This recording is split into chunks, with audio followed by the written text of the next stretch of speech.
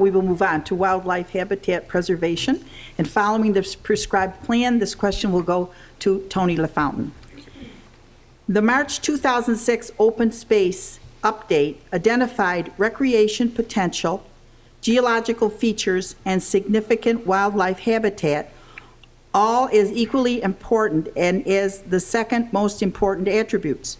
To date, Penfield has failed to set aside any space for habitat preservation. If elected, what, if anything, would you do differently? 2 minutes. Well, first off, one of the biggest pieces of habitat areas that we have is the 1,000-acre swamp. I mean, right in the center of Penfield. And if you haven't been there, it is just a marvelous gem within our community, and that probably rivals most anything else around this county. You know, so certainly one of the things, when I was on the town board, we worked very close with the sanctuary folks, Nature Conservancy folks, looking to expand that particular area.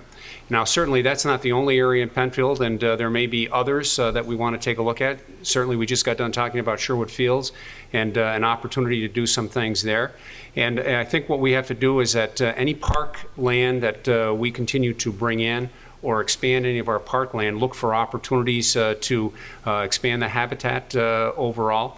I think that's good educationally for our schools. I think that's good for our residents to bring their families and enjoy. And so I would certainly continue to support that. Within Penfield, we have approximately 1,500 acres of parkland today. We have an additional 1,100 acres of areas set aside for open space and 500 acres for conservation easement. So this community really has done, I believe, a wonderful job of making sure that we continue to add and to maintain the beauty of this town. Thank you. Margaret Trevette, 1 minute. Well, I guess I'd ask the question, why hasn't a habitat EPOD been set aside? I'm not sure what the answer to that is.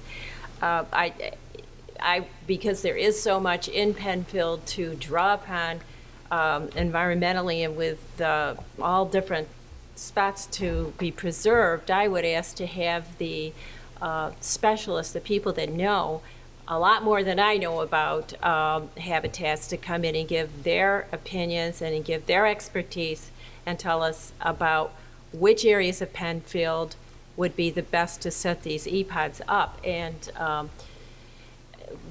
I'm the first to say that I'm naive on this and would look to all kinds of experts to give me advice before any decisions would be made. Thank you. Steve Nazarian, 1 minute. Thank you. Having spent most of my life in this town, I have seen that habitats are everywhere in Penfield, and I see them shift when houses get built. I saw rats come into my parents' basement when Phaeton Drive was built. I saw deer come into their yard when more houses were built on Jackson Road. I see wildlife moving in all different directions in Penfield because, again, the habitats are everywhere. So it isn't as simple as considering this chunk of woods, what do we do because the deer are there? The deer are everywhere. The fox are everywhere. We are living and breathing and coexisting with creatures very different than ourselves, and to be honest, there's probably just about as many of them as there are of us. That may be true with chipmunks and squirrels alone. But we need to consider habitats in everything we do with respect to zoning, development, and environmental preservation. As Margaret said a moment ago, making sure that we have appropriate experts at the ready to give us the advice we need to make competent decisions is key, because the fox, the deer, and the chipmunks have a real bad time speaking for themselves, and we need to do what we can to keep them a part of our community. Thank you. John Albright, 1 minute. I agree with everything that's been said so far, I think, but I think there's more chipmunks than there are humans, in my neighborhood at least. The EPOD restrictions, I think, need to be held more strict. I think that we have EPODs and those environmental protection overlay districts, as they're called, aren't held as strictly as they could be. We develop all the time in EPOD districts. I also think that, and I have recommended this to Monroe County, there are continuing studies or continuing education classes, I should say, for planning board, zoning board, and conservation board members at Monroe County level and at the state level. And I have suggested to them that they include some interesting programs for habitat preservation.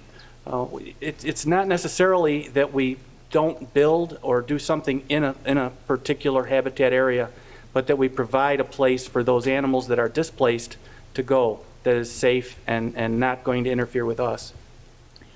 Paula Metzler, 1 minute. Thank you. Certainly, I think I agree with much of what's been said, but in terms of wildlife habitat preservation, this is a perfect opportunity to involve our kids and to do some community collaboration. Margaret mentioned experts, bringing in experts. Well, I certainly, as a town board member, am concerned about how much studies will cost, how much out of our budget we would have to take to do these very important studies. Why not take this as an opportunity to collaborate with RIT, with U of R, with Cornell, with our high school classes, with our Boy Scouts, with our environmental clubs, the Ambassadors for the Earth at Harris Hill School, collaborate and have students come in assisted by their professors in academia, have them come in and help with these studies, have them embrace these habitats, because who are we passing this on to? Our children. They need to be invested as well in preserving the very special habitats in our great town of Penfield. Thank you. Now we'll move on to, I am sorry. And this took me too. In- You favor the right. No, no. This me too. You're next, John. I have to tell you, this is one of the most complicated systems I've ever say, who's up next? moderated. I vote whichever way you want to go. And Lynn and I are going to switch seats in 1 second. Change things up a little. Okay. Andy Moore, 1 minute. Sure. The town does embrace EPODs, as John said, environmental protection overlay districts. Two perfect examples of those is the Irondequoit Creek area going from Ellison Park on up to the southern end of Irondequoit Bay. Also, Thousand Acre Swamp is an EPOD, but we have multiple other locations throughout Penfield. EPODs consist of watercourse, slopes, wetlands, floodplains, and woodlands. So we do take that very seriously. Open space, this town has done a fantastic job of preserving open space. We have over 1,600 acres of open space and conservation easements and development rights throughout Penfield. To kind of put that into what I would consider a more understandable aspect is we have over just close to 1,600 football fields of open space. I'd like to take a moment and thank Tony LaFountain, his county legislator. He secured a $100,000 grant for us to purchase more open space this year. Now the next, Oh, I haven't gone yet. Lynn, I'm sorry. I think we must come up with a simpler method. I know. This is very 1 minute. interesting. Thank you. I would very definitely support the creation of an EPOD to manage our wildlife, to figure out exactly what lives where.